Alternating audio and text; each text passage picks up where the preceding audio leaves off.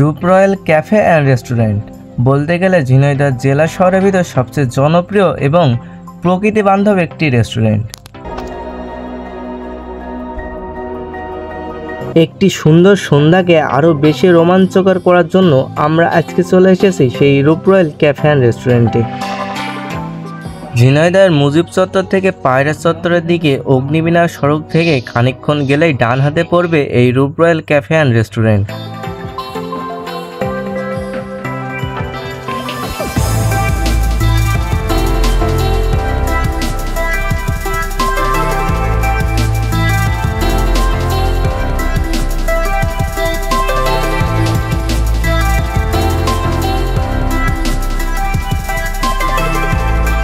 তারপর আমরা অর্ডার করি সেখানকার ভেজিটেবল চাউমিন, যেটা ছিল হাফ প্লেটার 180 টাকা।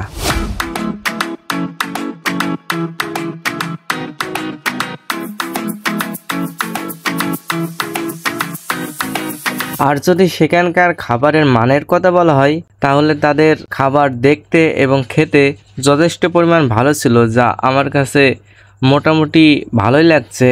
অর্থাৎ আমি যদি 10-এর মধ্যে রেটিং করি তাহলে আমি একদম ক্লিয়ারলি তাদেরকে 8 দিতে পারবো। কিন্তু কথা হলো এই যে আমি খাচ্ছি, তো আপনারা কিন্তু আমাদের থেকে ফানি ভিডিও দেখেন, তো এখন আমি সিরিয়াস এরকম ব্লগ করছি, আপনাদের হাসি পাচ্ছে না এটা ভাবছেন? আরে ভাই হাসিয়ে দিস, অত প্যারা নিচ্ছেন কে? দেখেন দিন তল দিয়ে সুস করে খেয়ে নেবো বাড়া, এর খাওয়ার জন্য আবার লোকের দেখে ফেললে মান সম্মান চলে যায়, বুঝলেন?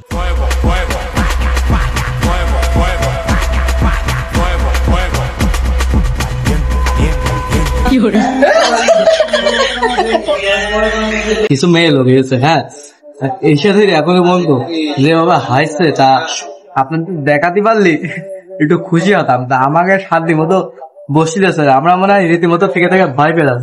মানে 30 সেকেন্ড 2-1 মিনিট পর কি আপনার এরম এরম করে উঠছে।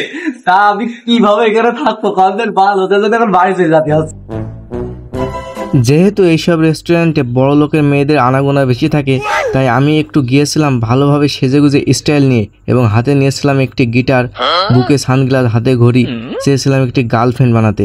কিন্তু আফসোস আমার ড্রেস সেখানকার ওয়েটারের সাথে মিলে গিয়েছিল, এবং সেই সব বড় লোকের মেয়ে ছেলে আমার কাছে এসে বলছিল, ভাইয়া 1 বোতল পানি দেন, আমাদের বিলটা এনে দেন।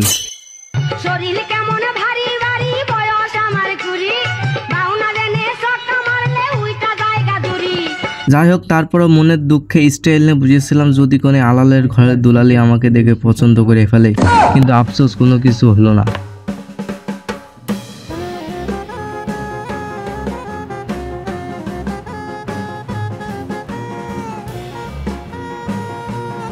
আমার ডান্স দেখে কোনো সুন্দরী না পড়লেও কিন্তু পড়ে গিয়েছিল এক সুন্দরী ছোট ভাই, আর সে কিন্তু আমার থেকে গিটার নিয়ে তখন তার প্রতিভা দেখানো শুরু করলো।